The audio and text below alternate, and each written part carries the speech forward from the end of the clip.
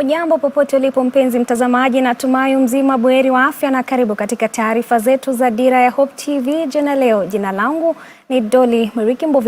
Karibu. Kenya hii leo imejiunga na mataifa mengine ulimwenguni kuadhimisha siku ya mazingira duniani, ambayo ni siku iliyotengwa na Umoja wa Mataifa UN ili kuongeza ufahamu wa kuchukua hatua katika kushughulikia masuala ya mazingira.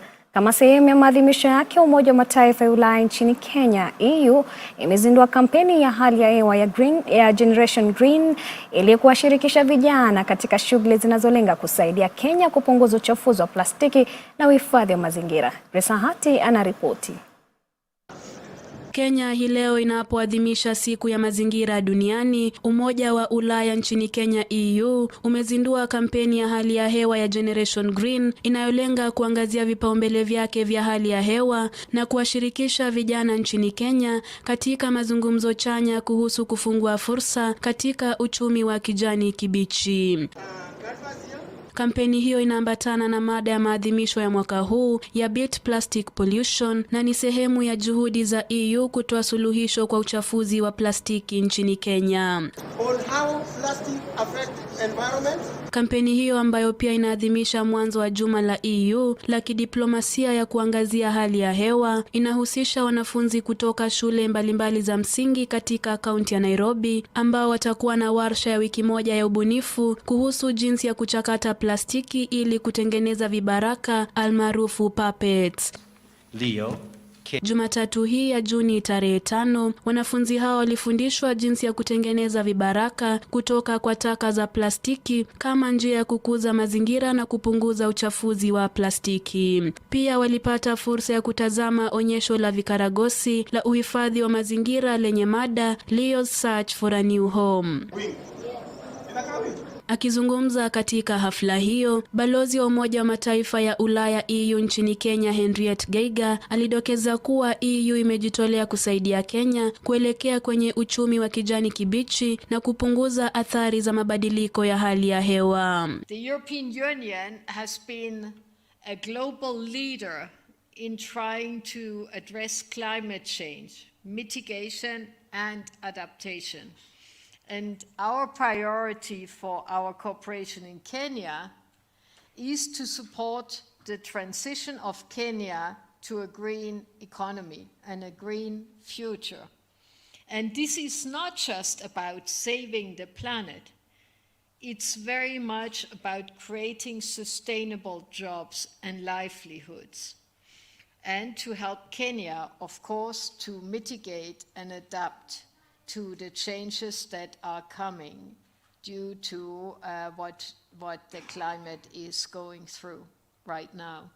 So Henrietta vilevile ameelezea kuwa ingawa plastiki zina umuhimu wake, zinaweza kuwa na athari mbaya kwa mazingira na afya. Kwa hivyo EU imeendelea kujiunga na mataifa mengine katika vita dhidi ya plastiki. Of course, we all know and we use plastic every day in our economy, in our daily lives.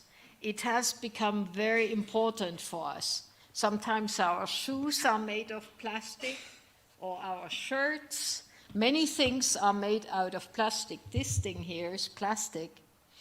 But we all know that it's useful to have plastic, but it can have a lot of negative impact, negative effects. Not only on the environment, but also on our health. For example, you know that when the water gets hot in this plastic bottle is emitting plastic and you drink plastic with your water. So never drink a bottle that has been lying in the sun for some time. Akiwahutubia wanafunzi waliohudhuria hafla hiyo, aidha Henriette aliwataka kuwa mabingwa wa baadaye wa mazingira ulimwenguni. And children, believe me, we adults have not been very good at preserving our environment and our planet.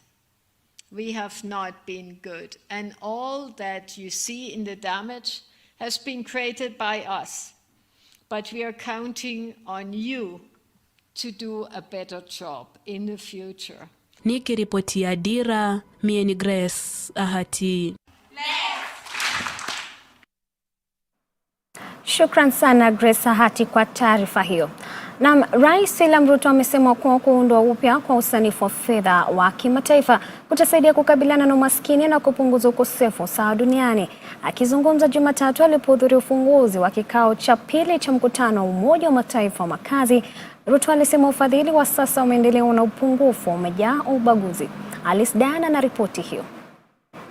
Kikao cha pili cha mkutano wa Umoja wa Mataifa wa makazi kilianza Jumatatu asubuhi katika eneo la Gigiri mjini Nairobi. Kikao hicho cha siku 5 kilifunguliwa rasmi na Rais William Ruto katika afisi za Umoja wa Mataifa jijini Nairobi. Akizungumza katika mkutano huo, Rais Ruto alizitaka taasisi za kifedha za kimataifa kukomesha ubaguzi ili kufikia malengo ya maendeleo endelevu. Kulingana na rais, kuundwa upya kwa usanifu wa fedha wa kimataifa kutasaidia kukabiliana na umaskini na kupunguza ukosefu wa usawa duniani. A key barrier to our aspiration for sustainable urbanization happens to be the very impediment to efficient, sustainable climate action in the global south and Africa, and that is sufficient and affordable financing. As a result, we are unable to effectively pursue all the opportunities in sustainable urbanization and leverage them to promote the broader agenda of economic transformation, climate action, and sustainable development. Our discussions must therefore pay due attention to the fact that the prevalent unjustness of the international financial architecture and the discriminatory practices inherent in development financing are iniquitous insofar as they directly and indirectly exacerbate the vulnerability of the majority of humanity. Kiongozi wa taifa aliuambia mkutano huo kuwa ufadhili wa kutosha na wa gharama nafuu utawezesha nchi kukuza mabadiliko ya kiuchumi, hatua za hali ya hewa na maendeleo endelevu, huku akisema Kenya imejitolea kutoa makazi bora kwa raia wake, kwani hatua hiyo ni muhimu kwa mafanikio ya ukuaji endelevu wa miji. Alisema ni jambo la dharura kuimarishwa kwa mpango wa Umoja wa Mataifa wa makazi UN Habitat ili kusaidia nchi ambazo ni wanachama katika kuendeleza ukuaji endelevu wa miji na makazi ya watu. Our progress in affirming the fundamental right to decent housing is critical to the achievement of sustainable urbanization in terms of SDG number 11. Recognizing this imperative and realizing that more than half of Kenya's population will live in urban areas by 2050, we have integrated universal housing as a critical pillar of the national bottom-up economic transformation agenda. Baadaye, Rais Ruto alikutana na waziri wa makazi, huduma na jumuiya za mijini wa Misri, Dr. Hassan El Ghazar, na waziri wa maendeleo ya serikali za mitaa wa Malaysia, Hono Nga Korming. Wawili hao walielezea nia ya nchi zao kuunga mkono Kenya katika ajenda ya gharama nafuu ya kuboresha makazi duni. Walisema kuwa rais wa Misri na waziri mkuu wa Malaysia wameonyesha nia ya kushirikisha uzoefu wao na utendaji bora katika mpango wa makazi. Alice Diana, Dira ya Hope TV. Naam, tukisonga mbele ni kwamba waziri wa usalama wa ndani Profesa Kithure Kindiki ametoa wito kwa Wakenya kujitokeza kwa wingi kuwasilisha maoni yao kwa Jopo Kazi la kukagua sheria zinazosimamia makanisa. Jopo Kazi hilo lilifanya kikao chake cha kwanza hii leo, huku mikutano ya maongezi ya wananchi katika kaunti ikipangwa Jumanne wiki ijayo. Akizungumza katika kaunti ya ndogo ya Wundanyi, Waziri Kindiki alitoa onyo kali kwa wahubiri wauni, akisema watakabiliwa na sheria. Alitoa wito kwa viongozi wa dini nchini kuisaidia serikali kuondoa wahubiri wabadhirifu wanaojihusisha na vitendo vya uhalifu huku wakijificha kwenye maandiko. All people of this country should make a point of contributing their views to the task force that has been established to recommend the legal, policy, administrative, and procedural measures that we need to adopt to make sure that never again in our country we have the kind of injury that we got through Mr. Mackenzie and his collaborators.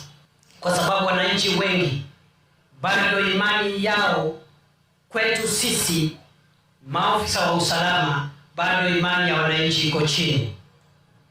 Kwa hivyo hatuna budi, lazima tujizatiti kurejesha uhusiano mwema wa kati yetu na wananchi.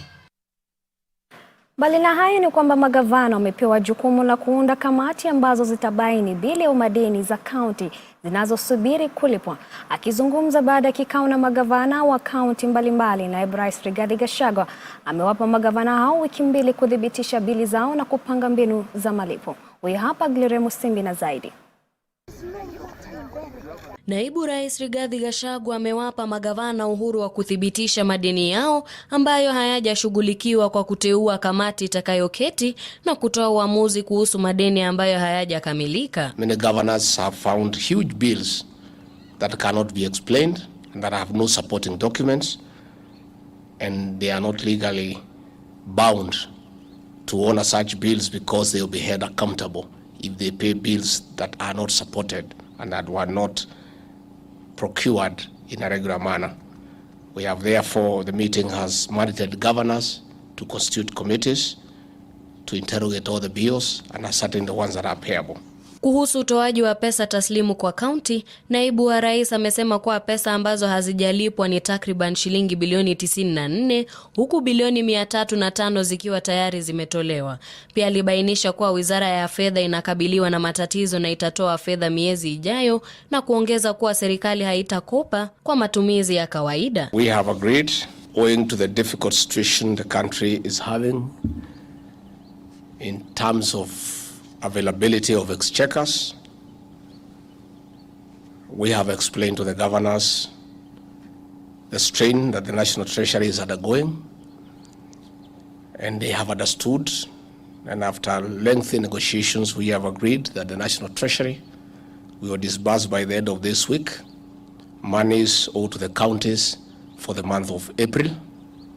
We have further agreed that by 19th of June the money owed the counties for the month of May will be disbursed. Wakati huo mkutano wa baraza la uchumi IBEC umeamua kuwa mswada wa ugawaji wa hazina ya kuangazia usawa mbele ya bunge kutatathminiwa. On the Equalization Fund Bill 2023, which is before Parliament for consideration, governors have raised issues that there are some counties that have similar climatic conditions as to those that are benefiting and they were left out. We have agreed that there will be a meeting to interrogate and review the criteria that was used to identify those counties that should be beneficiaries of the Equalization Fund, with a view of ensuring there is fairness and equity. Miongoni mwa masuala mengine yaliyojitokeza ni pamoja na ubinafsishaji wa makampuni ya sukari, utoaji wa leseni ovyo kwa makampuni ya uchimbaji madini na mafunzo ya zana za uchunguzi wa usimamizi wa kodi. On privatization of sugar companies, the Ministry of Agriculture has submitted 5 cases that were before courts and concluded and dismissed. 3 are still pending. Again, the Ministry of Agriculture has considered that through public participation, the people of Kenya and farmers in the sugar belt are not very keen on privatization, and the county governments and the people in those counties prefer a leasing model. Nikiripotia Dira ya Hope TV, jina langu ni Gloria Musimbi. Shukran sana Musimbi kwa taarifa hiyo. Na kinara wa walio wengi katika bunge la kitaifa Sylvaina Sosoro amesema amekusanya uungwaji mkono wa kutosha kutoka kwa wabunge kutoka pande zote mbili kisiasa ili kuunga mkono mswada wa fedha mwaka 2023. Sosoro alisema amepata kujitolea kwa baadhi ya wanachama wa upinzani kuunga mkono mswada huo. Bunge hilo litaendelea na kikao siku ya Jumanne, huku mswada huu ukipangwa kuwasilishwa kwa mara ya pili siku ya Alhamisi kufuatia kukamilika kwa zoezi la kushirikisha umma na kamati ya fedha. I had a meeting with about 100 members from the majority side in phases. I met 40, another 40, and then 20. And tomorrow I'm also meeting about 50 members of parliament from the majority side. And they are convinced that the bill is the right thing to do for this country, and they'll support it. So already I'm starting with a number of about 150. You know, because winning in the National Assembly is about strategy. What numbers do you have? Na mbali na hayo ni kwamba baraza la vyuma chakavu limetoa onyo kali kwa wafanyabiashara wa vyuma chakavu wanaosafirisha vyuma kinyume cha sheria kupitia vituo vya mpaka vya Lungalunga, Malaba na Namanga. Mwenyekiti wa baraza hilo Francis Mugu alisema wakati wa kikao cha mashauriano na chama cha wafanyabiashara wa vyuma chakavu cha Pwani kutafuta suluhu la kudumu la tishio la uharibifu kwamba baraza limemwandikia Inspector General wa polisi ili kuipa baraza hilo majina ya wafanyabiashara wanaojihusisha na uharibifu. Wafanyabiashara wasio na leseni halali wametakiwa kutuma maombi wasije wakakamatwa na kutozwa faini ya mamilioni 10 au kifungo cha miaka 7 gerezani. So tumekuwa na matatizo katika nchi kwa sababu ya mambo ya uharibifu wa miundo msingi ya Ministry of Energy, transport kwa umekuwa pia na matatizo, na mambo hayo ndiyo yamesababisha kuwa tuweze kukutana na kila mmoja ambaye anafanya biashara ya mambo ya vyuma, tukaweze kujua tutaweza kupata suluhu ipi. Lakini sisi kama council, jambo la kwanza tumemwandikia Inspector General of Police kumwambia tunataka orodha ya wale wote ambao wanajihusisha na mambo na mambo mabaya. Pia tuko na ufahamu kama council kuna watu wamekuwa wakismuggle vyuma nje ya nchi kinyume na sheria. Wanatumia mipaka ya Lungalunga na mipaka ile iko pale Busia na mpaka ule mwingine uko na Manga. Wamekuwa wakitumia hiyo mipaka kupeleka vyuma nje ya nchi bila kufuata sheria. So tunawaambia kuwa tunajua na tunakuja kwao muda ambao si mrefu. Na tukikupata, jambo la kwanza ambalo tunafanya, tunahakikisha kuwa tumekukamata, tumekushtaki, kisha baadaye tuna withdraw ile license yako ya kufanya biashara. Hii scrap metal ndio inatumika kama raw material ya kutengeneza vyuma ambavyo vinajenga barabara, zinajenga manyumba. Kwa hivyo ni idara muhimu. Na zile vyuma ambavyo haziwezi chomewa hapa katika nchi yetu ya Kenya, tunapatia wanabiashara wale wako na uwezo leseni ya kuzipeleka nchi za nje. Umenipata vizuri? Ili pia zile vyuma zikaweze kusagwa kule ambao wale wako na uwezo wanatuletea hapa nchini. Na kwingineko ni kwamba aliyekuwa gavana wa Siaya Cornel Rasanga ametoa wito kwa serikali kuunga mkono maendeleo ya maeneo ya kitalii ambayo hayajatumika katika kaunti hiyo. Rasanga alitaja mlima wa Gotakara na ziwa la pili kwa ukubwa barani Afrika la Oxbow, ziwa Kanyaboli kama maeneo ambayo yatavutia watalii wengi wa ndani na kimataifa ikiwa serikali ya kitaifa inaweza kuwekeza katika maendeleo yao. Rasanga alikuwa akizungumza katika kilima cha Gotakara huko Alego, Usonga, alipoongoza timu ya watalii wa ndani zaidi ya 60 katika kupanda mlima huo, ambapo afisa mkuu wa serikali ya kaunti ya Siaya anayehusika na utalii Elizabeth Odwor aliwataka Wakenya kukumbatia utalii wa ndani na kusaidia kukuza uchumi wa maeneo tofauti nchini. We are a county that has 5 lakes within this ecosystem. We have Lake Sare, Lake Kanyaboli, Lake Bob, Lake Namboyo, and Lake Victoria. We host the second largest part of Lake Victoria within the 5 counties that host Lake Victoria. At the moment, in terms of hospitality, we are growing steadily, and I'm sure you have enjoyed the hospitality of Audrey Resort. I hope you enjoyed. Yes, we did. Accompanied with the good music that comes from Siaya County. We have the best Rumba players. Up there, we can do something. And what is it that we can do?